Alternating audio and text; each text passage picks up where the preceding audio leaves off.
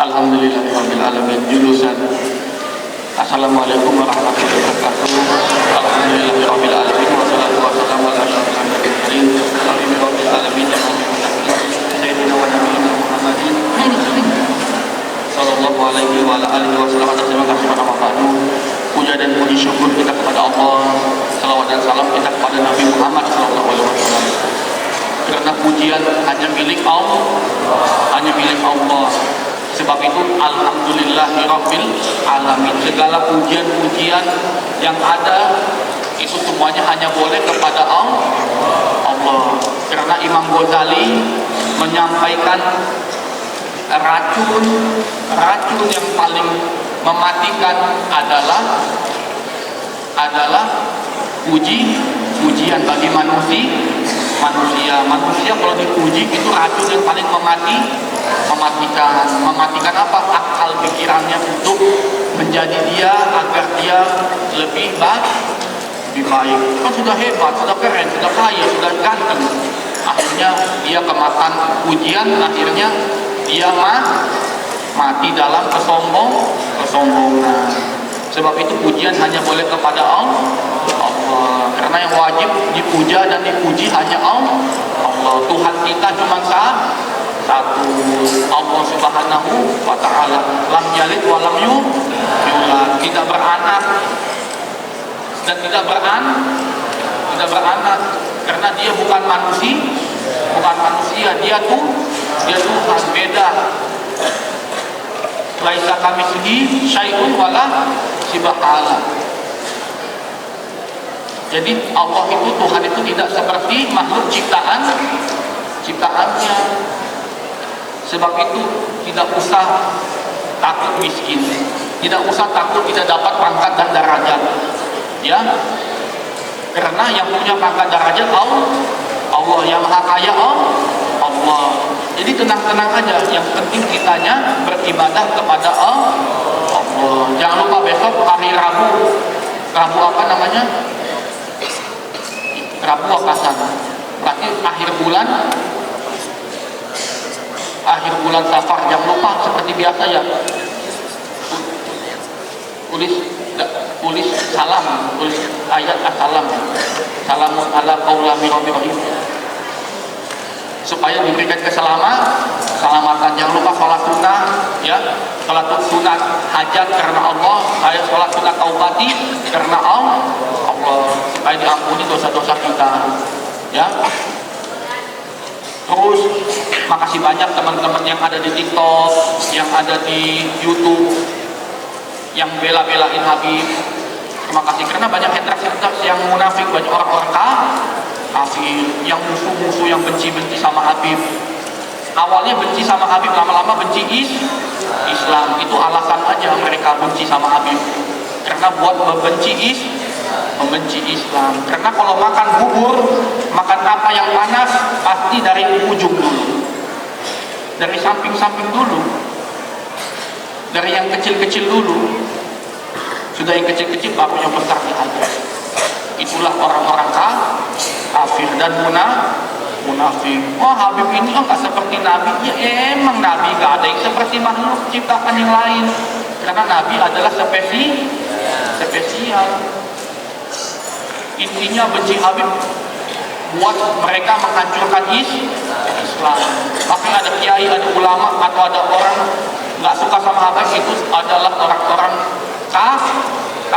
Karena Allah mengajarkan siapa yang memusuhi sesama bangsa Islam, sesama orang Islam, dia bukan golongan dari Nabi Muhammad dan dia bukan orang Islam. Allah yang kasih tahu. Siapa yang membenci sesama saudara, sesama muslim, ya, menghina kamu sesama muslim, itu bukan golongan dari Nabi besar, Nabi kita Nabi Muhammad, dan dia tidak akan mencium bau surga, apalagi masuk ke dalam surga, karena mereka itu orang-orang munafik. Makanya makasih banyak sama Ustaz Fatih, Ustaz Lutfi, Ustaz Ahmad, bela-bela itu bantu. Ada haters juga tuh di TikTok. Masa Habib rambutnya gondrong? Habib yang mana rambutnya gondrong? Ada Habib masa pakaiannya pakai celana, namanya juga manusia. Yang jahat itu, yang haters itu, hati-hati. Dia di balik layar komen jelek-jelekin. Makanya umat Islam harus kuat, ya, harus kuat. Jangan sampai nanti diserang kayak Palestina. Ingat aja itu.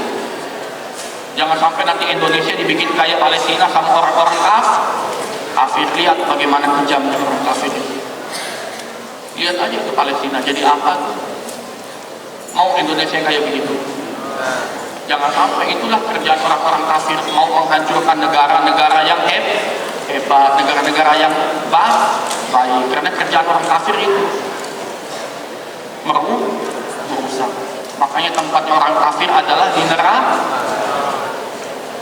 neraka jahanam.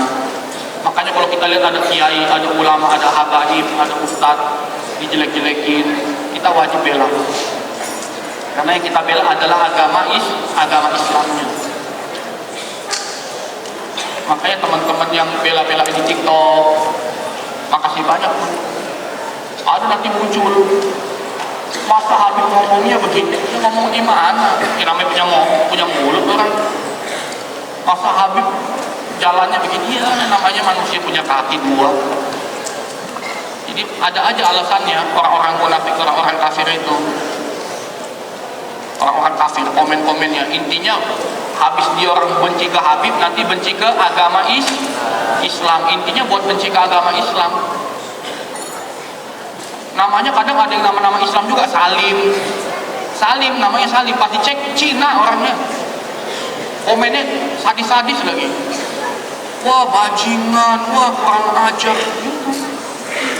Komen-komen jahat itu di TikTok ada atau di YouTube. Makanya kalau kita yang punya kekuatan HP, punya komen bales. Dasar kamu Cina, masih untung kamu diterima sama orang Indonesia. Begitu pula ada juga Arab yang jahat. Kamu Arab, jangan sampai kamu jadi Abu Jahal. Jadi kita harus mempertahankan iman Islam kita dengan menjaga dan menolong sesama Muslim. Dari sini yang mau bertanya silakan. Kemarin pertanyaan masih banyak yang belum dijawab, silakan.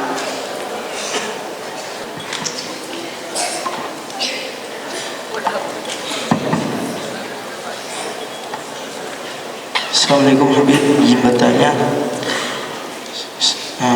kenapa saya merasa hampa ketika sedang berbuat taat kepada Allah? Apa yang salah dari diri saya? Mungkin itu cukup sekian dari saya, Habib. Maaf. Wassalamualaikum warahmatullahi wabarakatuh. Siap saudaraku. Begini saudaraku, karena keyakinan kita itu lemah. Karena dalam Al-Quran manusia itu sifatnya ragu-ragu. Terus manusia itu sifatnya apalagi penakut manusia itu. Terus sifatnya apalagi manusia itu suka berhayal perhatiin. Terus yang dalam Al-Quran lagi yang disebutkan sifatnya manusia itu apa? Suka apa? Suka ingkar. Sebab itu bimbang, itu salah satunya bingung ketika lagi ibadah, hampa kosong, seperti hidup tidak ada artinya, seperti hidup tidak ada gunanya, seperti hidup itu kok begini aja. Saya pernah merasakan hal yang sama seperti kalian. Karenanya pada umumnya manusia itu mempunyai sifat yang sama. Manusia itu punya sifat yang sama. Nggak ada yang berbeda dari manusia yang lain. Kamu merasakan kamu dianiaya. Begitu pula sebaliknya juga merasa dianiaya. Manusia punya kesempatan untuk berkomentar. Kenapa bisa hampa? Kenapa bisa merasa kosong? Kenapa itu? Karena kurang aktivitas, kurang kerjaan, kurang hidupnya kurang bermanfaat, jadi merasa kosong. Oh begini-begini aja, padahal ada waktunya mengaji, ada waktunya membaca, ada waktunya belajar. Ketika kita lagi kosong, hati kita kosong, hampa, kita cari teman, cari kawan, bercerita, bersosial, ngobrol. Karena manusia itu makhluk sosial. Kenapa dia bisa hampa? Karena dia diam sendiri, nggak ada teman. Coba aja ada kawannya nggak? Mana mikir tadi? Bocahnya mana sih bang? Di sini nih, ini kasih mikir tadi, biar dia bisa berbicara sama saya, berdialog.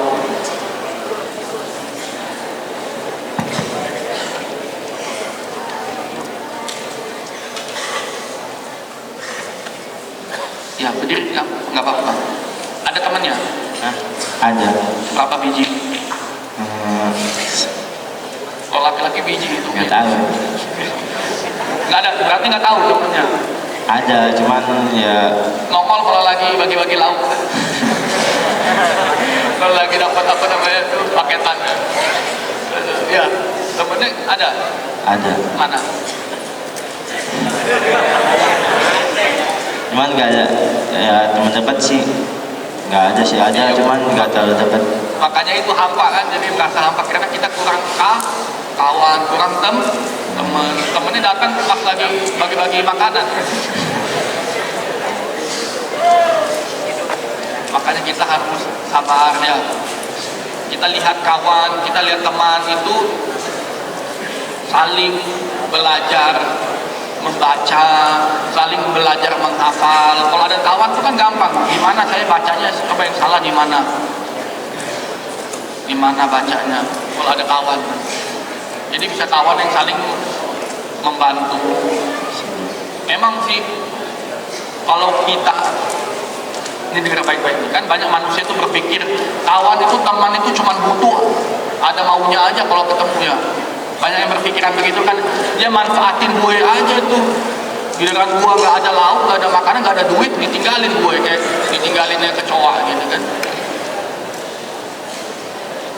Giliran gue ada duit, manggilnya bos.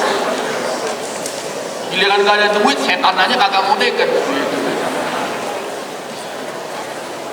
Kita jangan berpikiran begitu, Bang. Makanya sampai ada hadis Nabi memberitahukan dekatlah kepada orang-orang miskin. Itu maksudnya apa? Dekat sama orang-orang miskin, bukan orang-orang miskin kucel, ngopal, bau lagi ya, bau kesrek gitu. Tapi kok suruh Nabi dekat sama orang miskin gitu? Coba mikir baik-baik, kenapa ya? Malah kaki bau goreng kan? Tadi makan nebeng, nimbung bareng lagi, aduh, mukbang bareng lagi. Tapi suruh Nabi dekat sama orang miskin gitu. Lupanya dibalik kita dekat dengan orang miskin akan memberikan kita kekuatan, spirit, semangat, bukan spirit ya, spiritual, semangat. Orang miskin itu ceritanya sedih-sedih loh. Aduh, gue ditinggal istri gara-gara gak ada duit. Sekarang gue udah kaya, istrinya mau balik lagi, tapi gue udah kawin lagi. Jadi memberikan motivasi, memberikan semangat. Oh begitu bang. Aduh, saya kadang gak makan sehari bang. Oh jadi kita lihat iktibar namanya. Oh ada yang lebih susah dari dua lupanya. Ada yang lebih susah dari gua. Siapa tuh? Itu si Panjul. Kenapa si Panjul? Sebelah rumah. Kenapa? Kagak makan. Sehari gak makan, besok makan. Sehari kagak makan, udah kayak ikan gabus.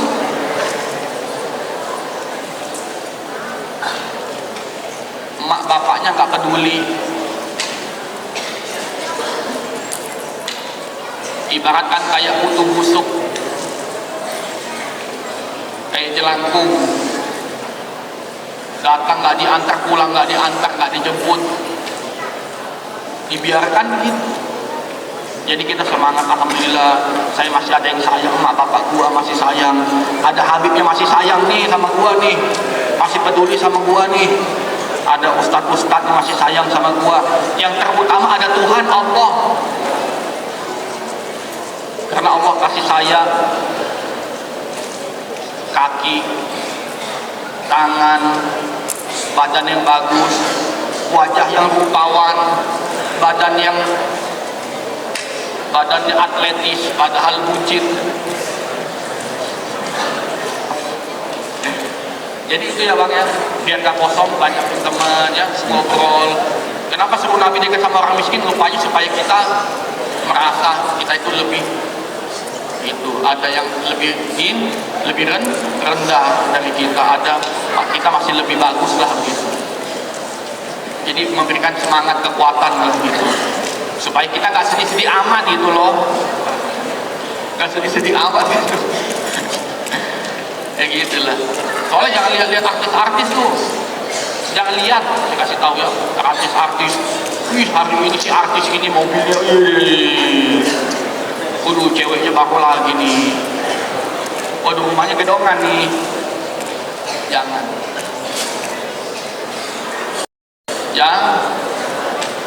kenapa nggak boleh? Kan biar kita jadi hebat kayak begitu. Jangan, bukan jadi hebat, yang ada jual diri nanti. Jual diri untuk mendapatkan dunia. Ini tenang-tenang aja. Jadi orang miskin, alhamdulillah, enak gua jadi orang miskin, biarin. Yang penting gua Islam. Biarin lu kaya, lu kafir, ya mati lu masuk neraka. Jadi gitu, ada kelebihan kita tuh. Gak usah sedih-sedih amat. Lihat ada orang Cina, aduh tuh Cina tuh putih, kalau gua sawo mateng, aduh nggak apa-apa, yang penting gua belum. Gitu kan, gitu ada kelebihannya. Atau ada orang Arab, waduh orang Arab hidungnya mancung banget nih, gua pengen operasi itu gak ada duit. Agak apalah, hidup gua ada mes, yang penting gua laku, ada yang nikah sama gue gitu. Ada yang nerima gua jadi suaminya gitu. Jadi semua ada, ya jangan disedih-sedihin lah hidup tuh ya bang ya. Harus ada yang memberikan motivasi itu. Nah, makanya berkumpul lah sama orang miskin juga. Oke saudaraku. Oke lanjut lagi, siapa yang mau bertanya?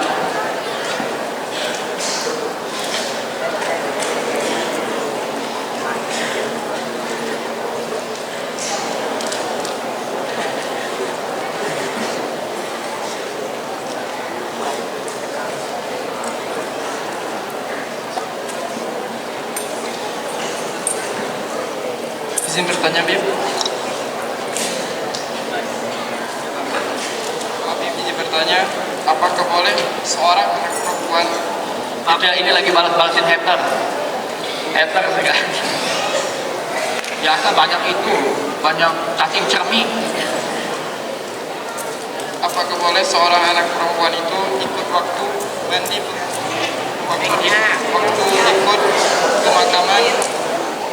pemakaman orang tuanya, Bib? Apakah boleh seorang anak perempuan itu ikut waktu pemakaman orang tuanya yang meninggal, Bib? Ini nanya laki-laki tapi buat ceweknya, buat siapa nih? Buat pacarnya ya. Yang pertama begini bang, bukannya nggak boleh, boleh-boleh aja, tenang-tenang aja. Tapi yang dibahayakan takutnya matanya gitu. Laki-laki ini masalahnya di mata bang. Kalau yang pada nelayan, pada buta ya nggak apa-apa gitu. Tapi namanya laki-laki ngelihatnya kemana-mana gitu kan. Ada cewek nih, bahenol gitu. Ya bener gak?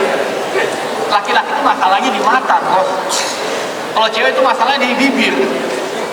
Bibirnya kemana-mana gitu. Mulutnya itu berbahaya. Jadi kalau laki-laki punya pedang, punya pisau, kalau wanita bibir mulah adalah pisau yang tajam. Kalau mata-mata laki-laki itu makanya ada julukan mata keranjang kan? Nggak ada cewek mata keranjang kan? Adanya laki-laki itu, hati-hati itu laki mata keranjang. Itu yang berbahaya ini, itu aja bang takutnya. Itu si laki-laki ini masa jahat gitu, keluar mata setonnya. Ya boleh-boleh aja tapi jauh-jauh lah, jangan deket-deket. Takutnya kan nangis bang, kelihatan bodinya gitu. Ya jangan sampai lah begitu ya. Ya boleh aja tapi tertutup gitulah kalau bisa. Atau jauh di pohon-pohonan sono. Ya. Bukannya nggak boleh, boleh-boleh aja. Cuman hati-hati. Dia kasih tahu hati-hati. Karena yang namanya setan itu musuh yang nyata gitu. Kita nggak kelihatan tapi musuhnya nyata gitu. Apalagi cewek udah berduaan sama laki-llaki tuh. Aduh makanya. Allahu Akbar, takbir. Cewek sebelahan naik angkot, aduh bahaya. Tiba-tiba ceweknya towel paha kita bos. Aduh, nggak mati berdiri. Itu yang dibahayain itu doang bang.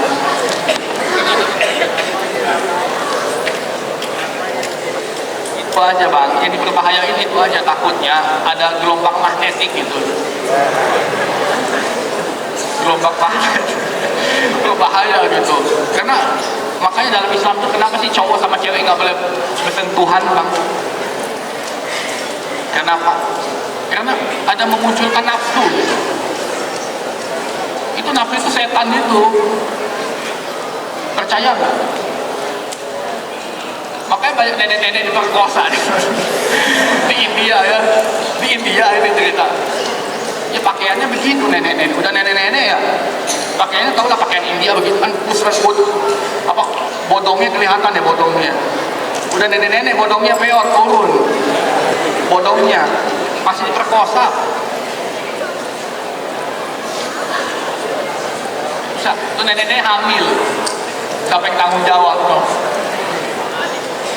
Serem lah. Ya jadi hati-hati aja bang, itu aja. Boleh cuman ya kalau bisa jauh-jauh lah, jangan deket-deket. Terus juga ini ada satu juga pertanyaan nih, hajatan kawinan. Ada kawinan kakak gua nih, adik gua nih, kawinan nih, belum nikah, lebih baik jangan datang. Kalau acara kawinan kita belum nikah jangan datang.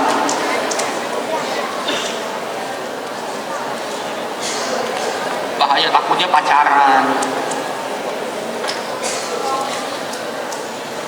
Pacaran, gunting, aduh, serem dah. Jangan sampai lah, jaga-jagalah kalian kemaluan kalian.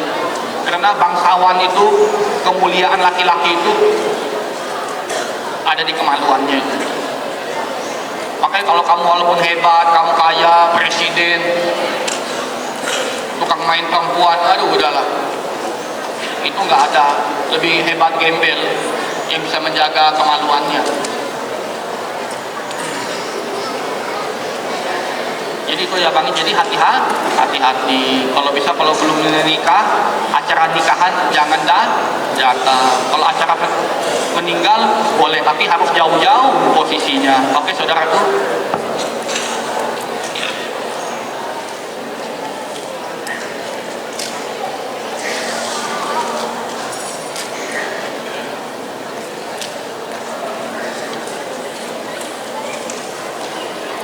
Silakan, ada lagi yang ingin bertanya?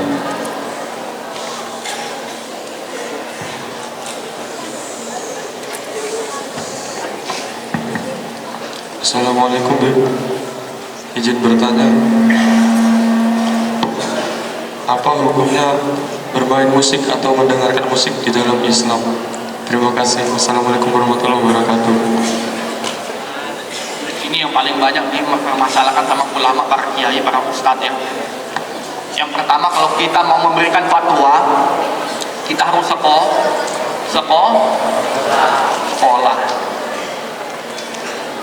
Ada namanya harus sarjana, doktor, profesor. Jadi nggak bisa memberikan fatwa sembarangan. Masalah musik ini juga nih. Ada yang bilang hadis Nabi menyampaikan bahwa musik itu memang haram, nggak boleh. Dalam hadis Nabi itu tahu nggak? Baca nggak? Jika ada laki-laki dan wanita ya yang berjoget bersamaan ya dipandu dengan musik ya, itu haram. Ini laki-laki main musik haram juga.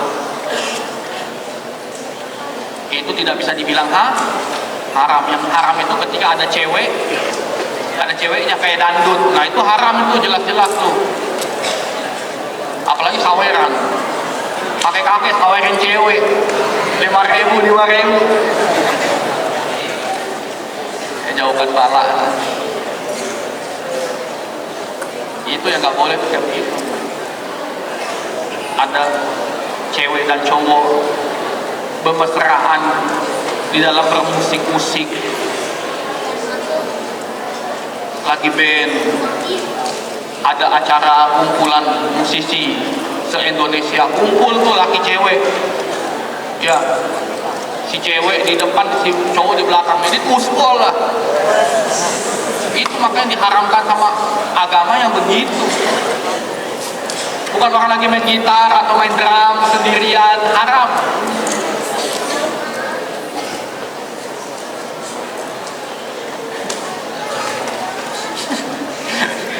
Aduh, bahasa aja kalau orang Betawi bilangnya ngiri-ngiri nyoy.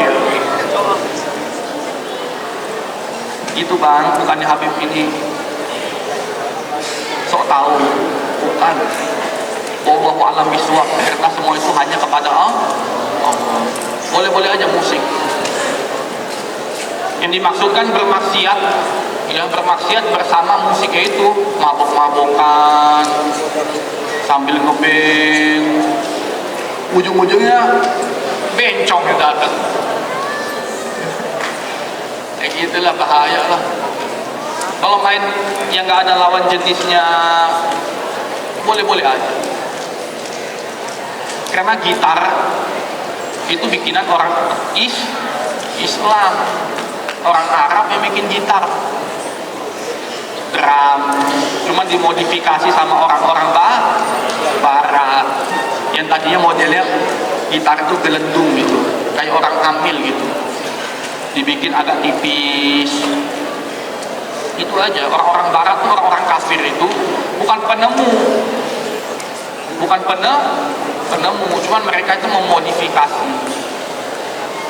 Manusia yang pertama kali terbang juga bukan orang kafir, orang Islam yang bikin pesawat.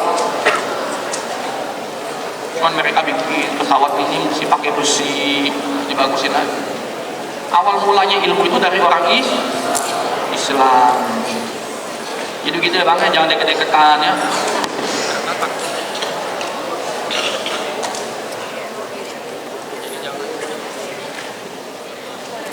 Jangan berdeket-deket.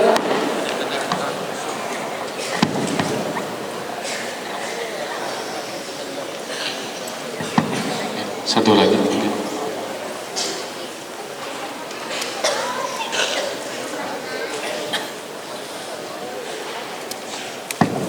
Bismillahirrahmanirrahim. Assalamualaikum. Benar.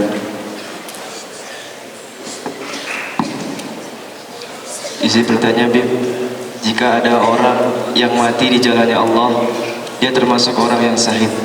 Lalu bagaimana jika orang ini ingin ke Baitullah atau menuntut ilmu dengan menjual sebagian dari anggota tubuhnya? Misalnya menjual ginjalnya. Ketika dia telah mati, termasuk dalam golongan orang syahid atau orang yang bunuh diri, Habib. Syukran.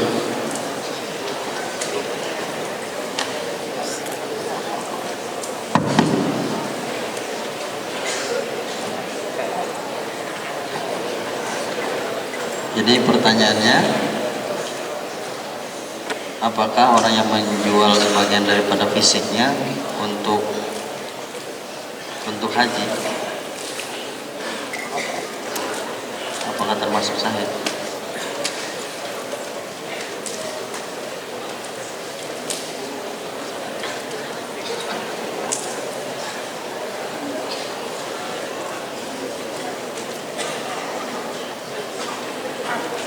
Jangan putus-putus, putus-putus.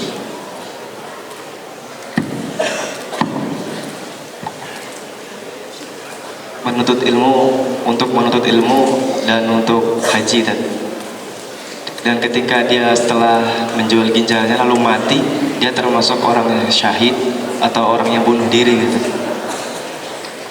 Ya. Jadi pertanyaannya, apakah menjual ginjal untuk menuntut ilmu atau berhaji itu termasuk sahid? Segitunya. Ya, Sada atau jawab.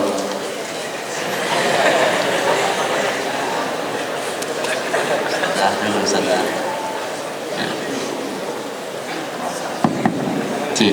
Ya, menjawab. Yang pertama, menjual organ tubuh untuk menuntut ilmu atau haji. Saya akan jawab yang haji dulu. Pelaksanaan haji itu sudah jelas di dalam hadis man istata'a ilaihi sabila. Jadi bagi orang yang mampu untuk menjalankan itu haji, bukan hanya biaya saja.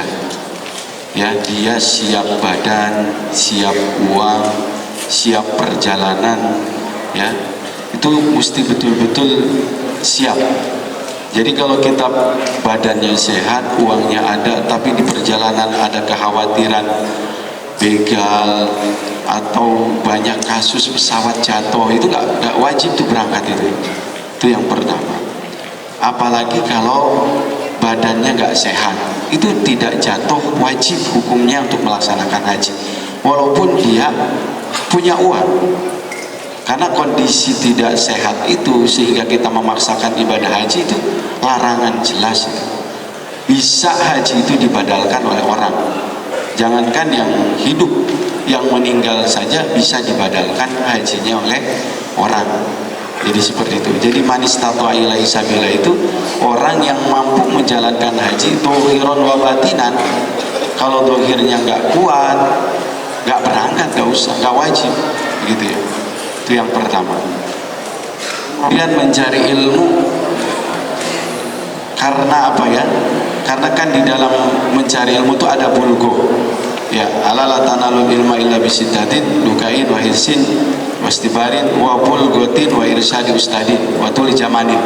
Bulgo di sini kan ongkos untuk mencari ilmu.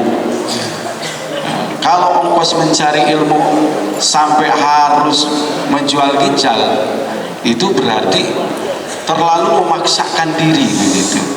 Karena ternyata di zaman sekarang banyak pendidikan pondok pesantren yang memfasilitasi walaupun nggak punya bulgo bisa mondok terkhusus di Nurul Iman tuh. Walaupun nggak punya bulgo, insya Allah bisa mondok. Malah di Nurul Iman dikasih lagi 200.000 kalau nggak punya duit ya kan, buat apa namanya, buat bulanan dikasih sama pondok pesantren. Jadi ini terlalu memaksakan sehingga memadorotkan diri sendiri. Karena mencari ilmu itu nggak usah harus jauh-jauh, cari di mana sumber ilmu atau ustadznya itu yang lebih dekat dengan dia begitu. Jadi tidak harus jauh-jauh sehingga harus mengeluarkan uang, tidak. Selama tempat yang paling dekat itu ada orang yang memiliki ilmu, ya tempat dekat itu yang harus dituju, jangan jauh-jauh sehingga harus menjual ginjal akhirnya meninggal. Ini yang membahayakan begitu. Syahid atau tidak? Nah, kalau emang di daerah itu nggak ada ulamanya, kemudian dia memaksakan untuk berangkat tapi harus punya bulgo, ini yang repot begitu. Karena belum ada fatwa, saya belum menemukan gitu, nggak bisa saya menjawab ini syahid atau tidak. Tapi yang intinya ketika kita bisa mencari ustadz yang lebih dekat itu lebih diutamakan, dan tidak boleh mengorbankan anggota badan untuk sesuatu yang itu diperintahkan. Tetap ya, yang namanya anugerah dari Allah itu mesti dijaga. nggak boleh kita menggunakan atau memberikan semaunya, apalagi memadorotkan diri kita. Contoh, kita cangkok ginjal kepada orang, donor ginjal kepada orang. Kalau kita donor ginjal itu bisa memadorotkan kita, hukumnya haram, walaupun niatnya mendonorkan, membantu orang tuh. Tapi kalau memadorotkan diri kita sehingga kita nanti sakit-sakitan, itu hukumnya haram mendonorkan. Baik tuh ya, mungkin itu.